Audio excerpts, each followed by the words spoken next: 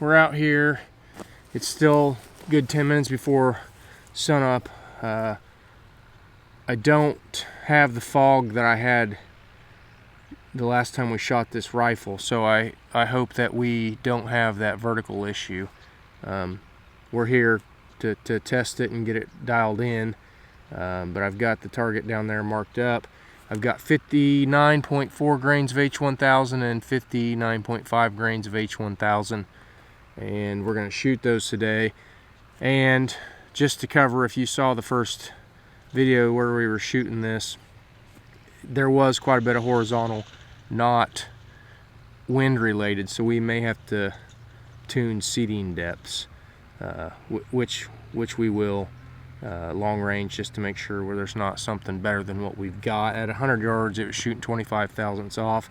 The throat's moved a little bit, so we may have to tweak it a little, and that's expected. So I've got it dialed in. Let's see what this will do. I'm going to do one shot, go see where cold bore is so I can start my cold bore mapping, which I have not done yet, and we'll go from there. So we're going to start with 59.4.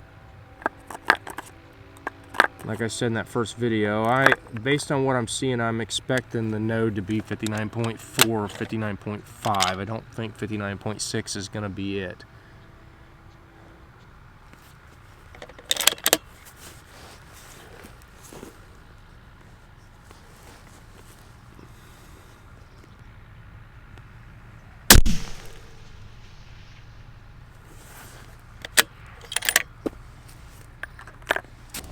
Alright, so the vertical on that was good, and I didn't dial any wind. We're about a minute to the right, so I'm going to dial a minute left and see what we get.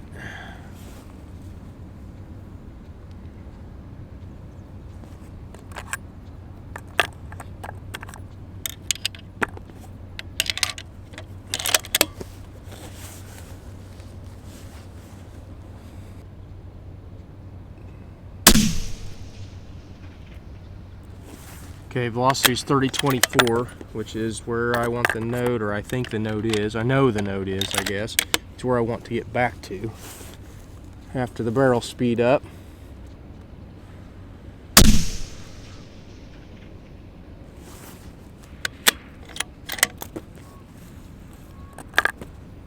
Okay, that was 3037. Not great ES. And let's just address that real quick. I have not really found that the ES matters much in these hunting rounds. I know that the F-class guys, bench rest guys think it matter, but I just don't see it on target. Let's go ahead and go mark that. Alright, those had horrible vertical and they're high again, so I don't think it was me. We're going to go ahead and shoot a couple 59.5s.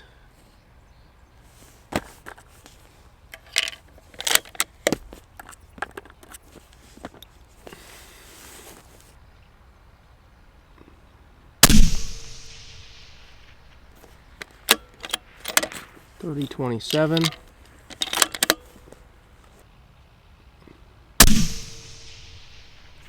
.3018.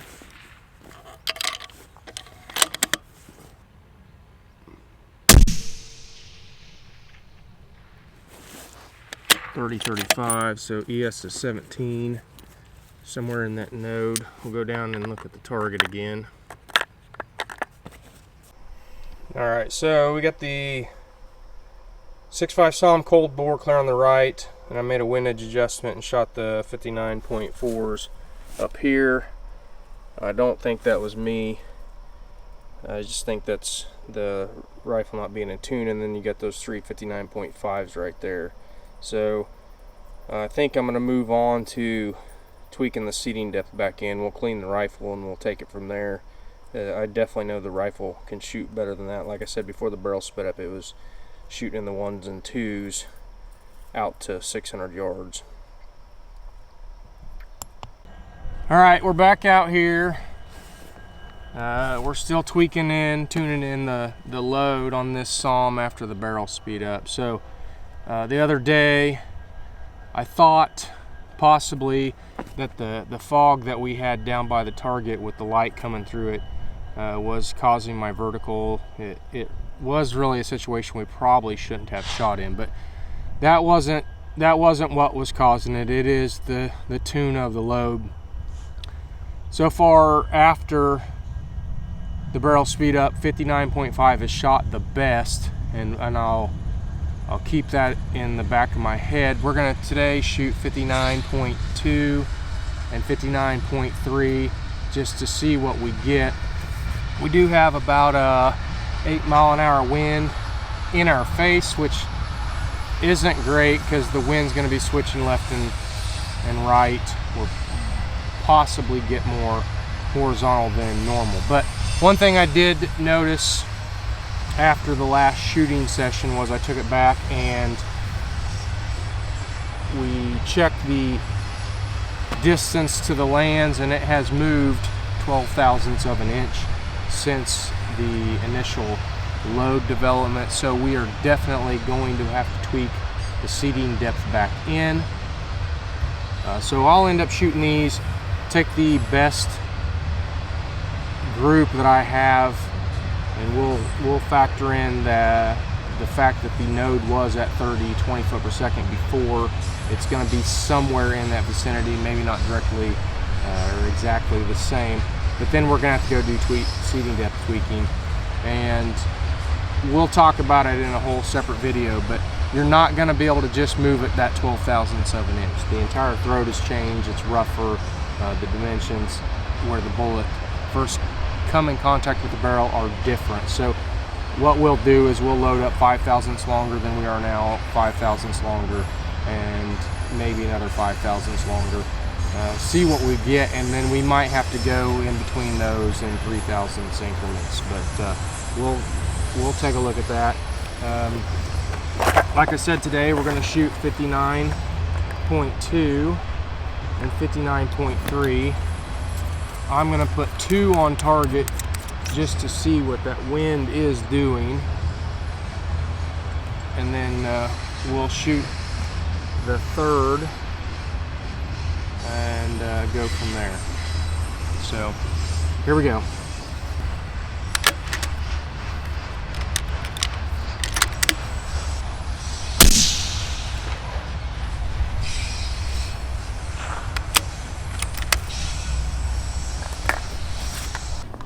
All right, so I decided to go ahead and shoot 1 and go down and mark. We've got more of a right to left wind than we do left to right.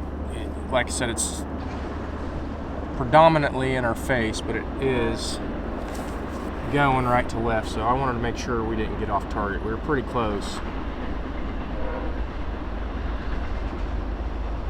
So took a half minute out. Probably still going to be a little bit left, but I can deal with it. Right now I'm just looking for vertical. We'll tune seating depth to get that horizontal out.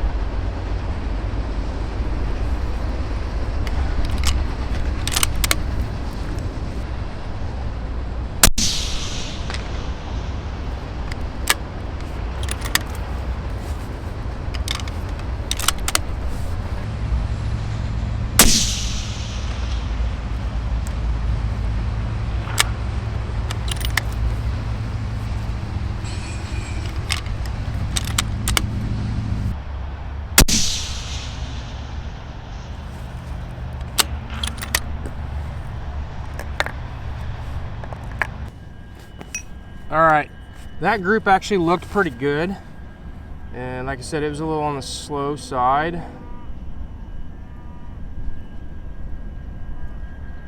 but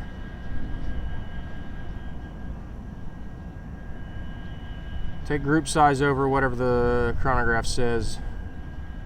These chronographs aren't always right anyways, like especially with this one not playing nicely today. So I'm gonna go ahead and shoot these other 2 59.3s, and then I still have some 59.5s. I'm gonna go ahead and mark those and shoot those just to see how they do today versus the other day.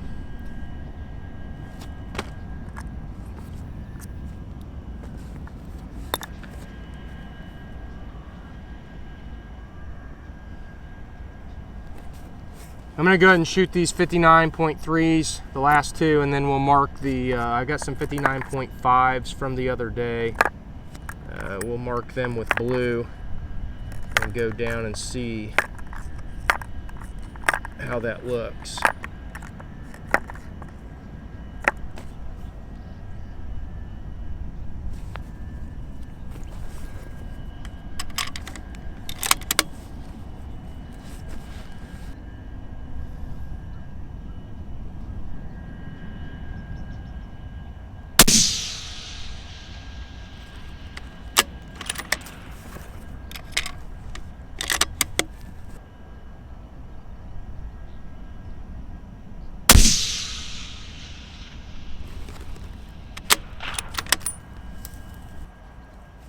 Okay, for those of you that don't know,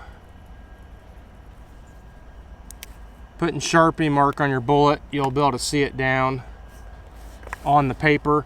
So I use a green paint masking paper, like for painting cars. Blue and red are okay for visibility and being able to distinguish it from just a regular bullet hole. They're not 100%, so I don't like to do it. I don't like to use it on my ladders, but you can usually see it as long as they're not going in the same spot. At 1,000 yards, there's enough vertical dispersion or group dispersion that you can usually make it out. If you're shooting at 400 or 500 yards with an accurate rifle, sometimes it gets pretty difficult to distinguish. But we're gonna go ahead and shove these down the barrel and see how they are shooting today.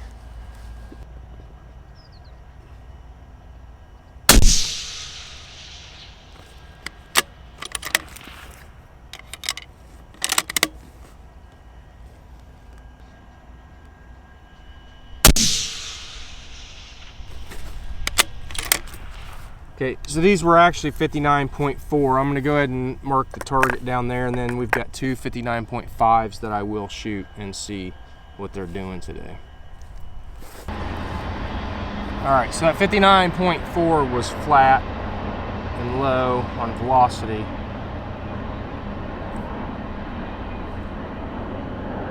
I'm still with my original thought. I think we're gonna be at 59.5 grains when we're done.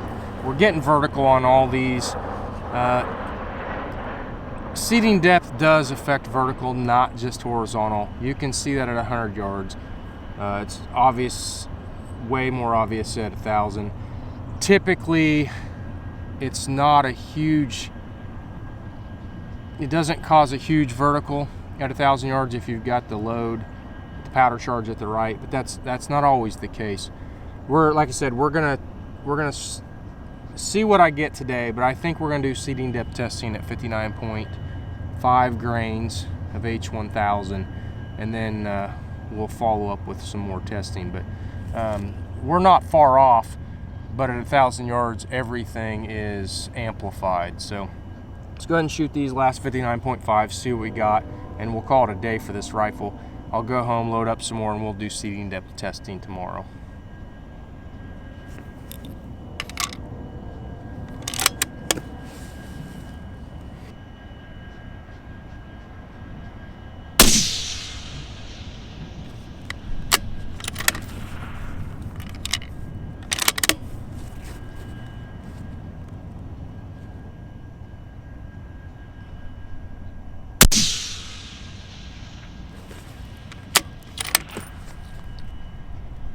Those were 30 and 30, 34, which is exactly where they were the other day. Let's go ahead and see what the target looks like, and we'll talk about it. Like I said, we'll come back tomorrow and try. I'll either do +3, +6, +9, +12, or we might just do +5, +10 and see what we get, and then tweak in the middle. It kind of depends on how I feel, but we'll call it good for today with this rifle, and let's go look at the target.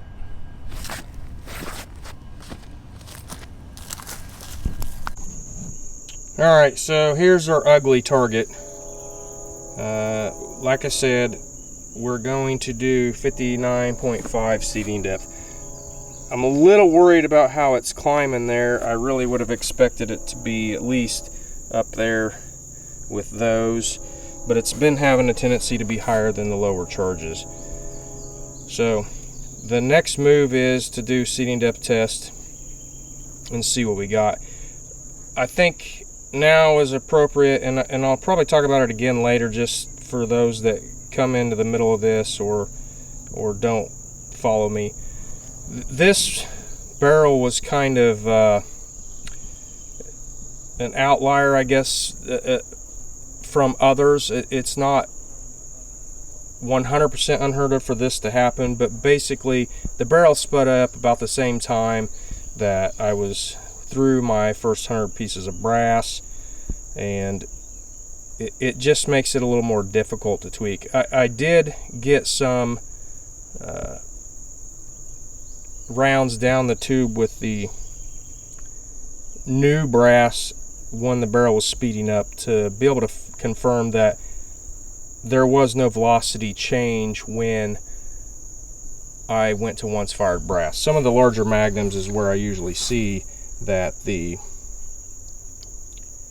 once fired brass will actually cause a pressure increase, which causes a velocity increase. It makes it a little more difficult to figure this stuff out. But at the same time of those two things happening, the somewhere in between 50 and 100 rounds, the throat has moved about 12 thousandths of an inch. It's not unheard of in the first 50 or so rounds to get 5 to 10 thousandths, just due to the fact that the throat is breaking in, which is what usually is referred to as the barrel break-in. But in any case, all that lined up. So we're kind of trying to tweak powder charge in and get seating depth charge in. But like I said, we're going to go do seating depth testing at 59.5, and then I'll recheck 0, and then we'll check above and below 59.5 just to make sure it's stable still. It should be, because the rifle was shooting fine before, but what I'm seeing here on target makes me a little nervous, and I'm definitely going to check it, because I'm not going to be shooting game at 600, 700, 800 yards, especially not 1,000 yards, if it's not going to be a stable load. So that's what we got. Like I said, next time out we'll do seating depth test.